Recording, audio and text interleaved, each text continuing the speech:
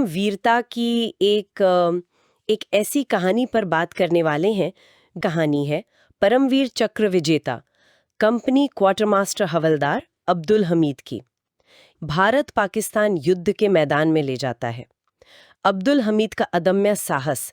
आज हमारा मकसद है इस जी के जो सबसे अहम पहलू हैं उनको समझना। तो शुरू करें। जी बिल्कुल। देखिए, इसमें जो बात सबसे पहले ध्यान खींचती है वो ये कि कैसे एक अकेला सैनिक, आप सोचिए, दुश्मन के इतने बड़े बख्तरबंद हमले के सामने खड़ा हो गया। ये सिर्फ एक लड़ाई की घटना नहीं है, ये व्यक्तिगत हिम्मत और दृढ़ संकल्प की मिसाल है। और हमीद का वो कारनामा जिसे सोचना भी मुश्किल है। उन्होंने अकेले ही दुश्मन के सात पैटर्न टैंकों को नष्ट कर दिया। 7 टैंक, उस जमाने के वो खतरनाक टैंक, और वो भी एक जवान के हाथों तबाह। हाँ, ये सचमुच असाधारण है, खासकर अगर हम उस समय की परिस्थितियों और तकनीक को देखें। एक रिकॉयलस गन थी, आरसीएल गन, और ये पैटर्न टैंक, ये उस जमाने के सबसे मजबूत, सबसे खतरनाक टैंकों में से थे।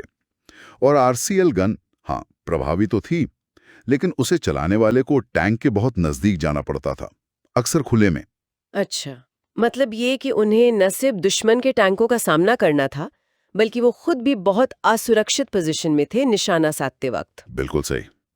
ये सिर्फ हथियार चलाने का हुनर नहीं था, ये था सही वक्त पर सही फैसला लेना, सटीक निशाना लगाना और जबरदस्त हिम्मत दिखाना।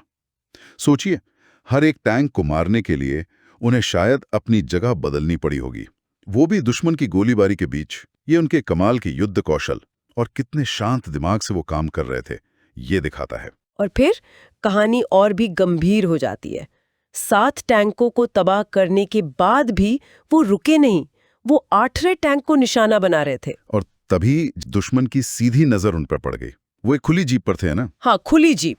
इसका मतलब है कि उनके पास दुश्मन की गोलियों या छर्रों से बचने के लिए कोई आड़ नहीं थी, जीरो कवर। वो सीधे दुश्मन के निशाने पर थे। ऐसी हालत में भी वहां डटे रहना, ये अपने आप में बहुत बड़ी बात है। फिर दोनों तरफ से जबरदस्त गोलीबारी शुरू हो गई होगी। लेकिन इस जानलेवा हमले के बीच भी जो ना निशाना नहीं खोया, उन्होंने उस 8वें टैंक को भी नष्ट कर दिया, सफलतापूर्वक। हाँ, लेकिन इसी कोशिश में अपने मिशन को पूरा करते हुए वो बुरी तरह घायल हो गए और फिर वो वीरगति को प्राप्त हुए।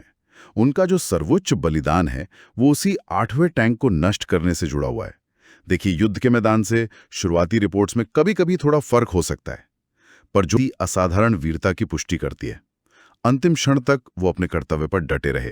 परमवीर चक्र विजेता के रूप में याद करता है, भारत का सर्वोच्च सैन्य सम्मान।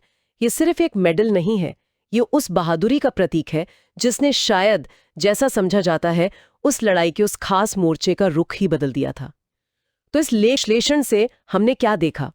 हमने देखा कि कैसे अब्दुल हमीद ने 1965 के युद्ध में सिर्फ हिम्मत ही नहीं दिखाई, बल्कि कम संसाधनों के बावजूद दुश्मन को भारी नुकसान पहुंचाया और आखिर में देश के लिए अपना जीवन दे दिया।